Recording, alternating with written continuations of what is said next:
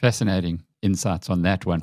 Just before we leave, the ANC's position on Palestine, you would think that, apart from anything else, would alienate them from any potential partnership with the DA on one side. The IFP's been a bit quiet about this, but certainly the ANC coming out and saying we stand with the people of the Gaza Strip effectively.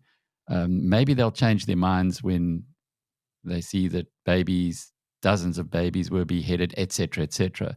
But that seems to they might have shot themselves in the foot on coming out so quickly with a response to that. Or how are we supposed to read it, Frans? There's a lot to talk about here, Alec. That's never been flighted in our media, both about the attack, what happened, and who was behind it, how it was planned, and about the local context in Southern Africa, where a rising tide of Salafi jihadism has direct ties and parallels to the terrible violence that's been inflicted against Israel over the past week.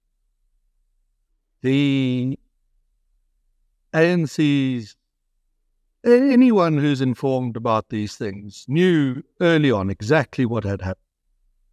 The babies that were hacked up in front of their parents, their heads cut off. This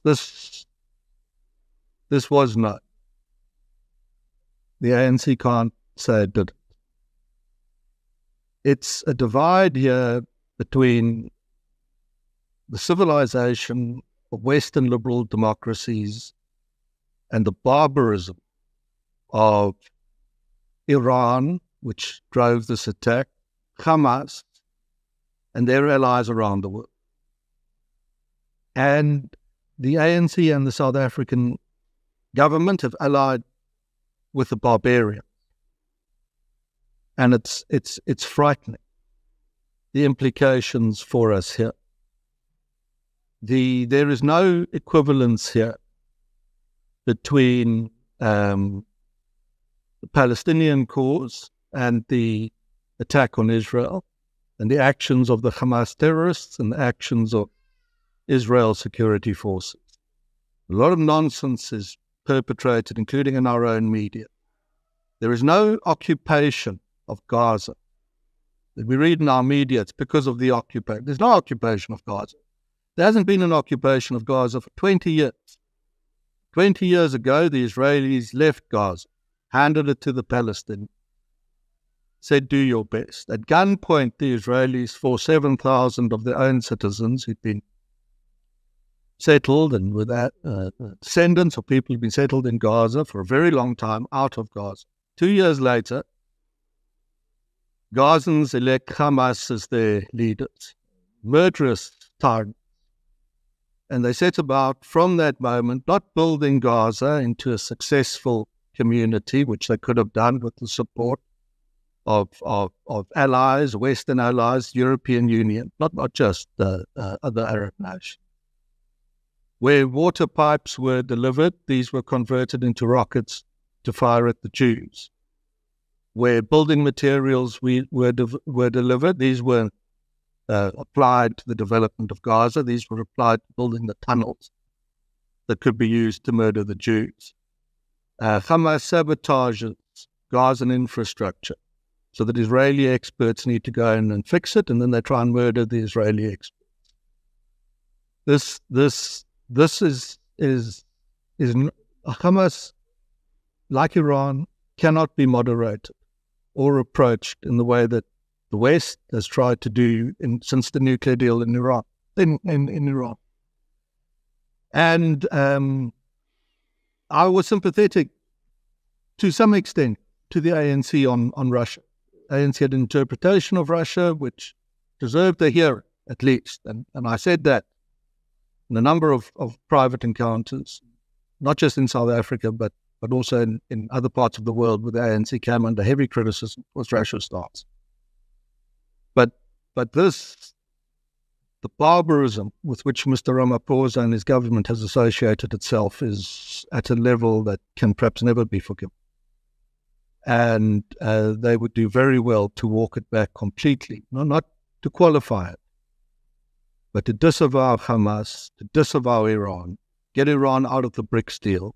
BRICS there's no justification for Iran to be in BRICS, and to stand strongly with Israel, which is the leading democracy in the Middle East.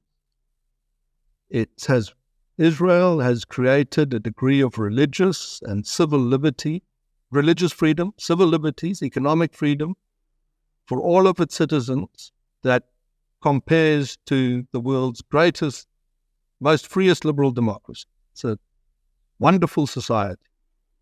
And it exists in a very difficult security situation where the simplistic solutions of handing over territory, removing Israeli security, would deliver exactly the kind of barbarism and slaughter of Jews that the handover of Gaza is ultimately delivered. And commentators on this, there's a clear watershed.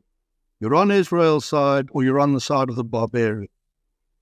Because Iran, Hamas and its allies, which now include the ANC, those allies must be aware of this. Hamas will slaughter and Iran will, every Jew on earth until there's not one left, unless they are stopped by the world's civilized societies, which South Africa, regrettably, on this question, is not in the camp of. Frans, sure, that's hectic. What are the consequences for South Africa in this divide that you've explained for us? Regrettably, the West wants to exit the Middle East. They don't have an appetite for the kind of security involvement that they should have, at least the liberal governments and administrations in the West. And they would be very reluctant if Israel engaged in a long-term campaign that drew in either on the ground in Gaza, later one that draws in Hezbollah, which is a much more serious military threat than Hamas out of Lebanon, and later Iran itself.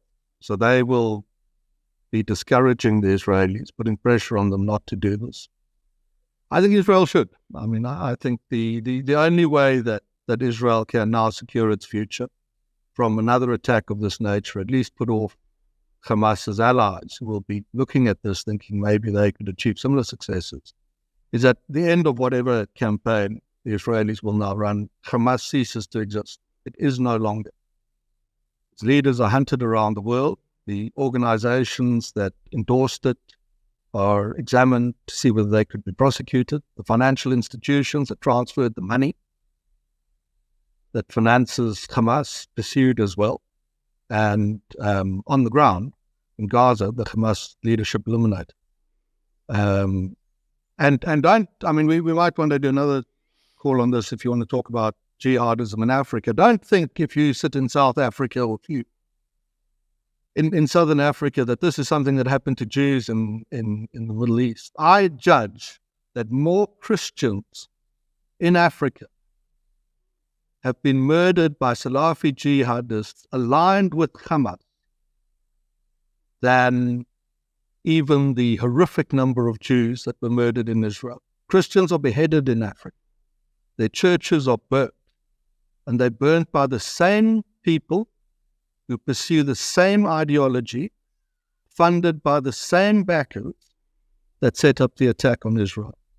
And so this isn't a question of sympathy just for the Israeli state and the survival of democracy in the Middle East, the little flame of democracy in the Middle East that Israel is. This is a very close to home question. And if you doubt that, you can drive into northern Mozambique. Try that as a sort of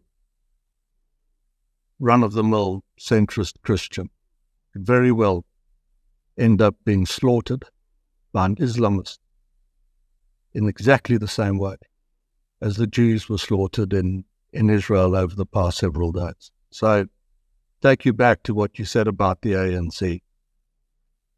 I think it should reappraise where it stands on this. Not just because that's the morally decent thing to do, but also because of the contradiction in its message, that if it supports this stuff that happened in Israel, indirectly it's supporting the murder of the hundreds of Christians across Africa, burning of churches that happens every year with very little global awareness or sympathy. And I think it's an awareness that needs to be built up, certainly in South Africa, so that more groups develop the clarity of thought that they're clearly lacking in either their endorsements of Hamas and Iran indirectly, or the idea that there is an equivalence here between the actions of Israel and the actions of Israel's enemies, and there is no such equivalence.